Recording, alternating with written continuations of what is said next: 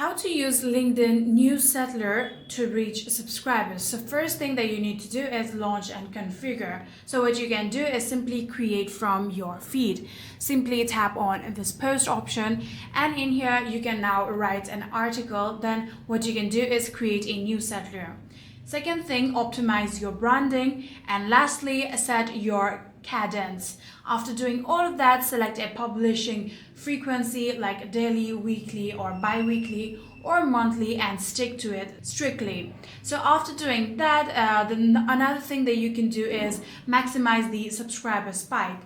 Leverage the launch, embed a sign up link, and lastly, you can cross promote outside LinkedIn. Then for the third step, what you're going to do is format for high engagement. Write magnetic headlines, keep paragraph short, and include a clear CTA.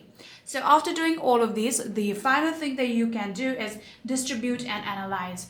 In order to do that, you can publish to the feed, check the inbox, push, and review subscriber data. Simply click View Analytics on your newsletter page to see the exact job titles, companies, and industries of your subscriber base. And after doing all of that, you will be able to use LinkedIn Newsletter to reach subscribers. And that's it.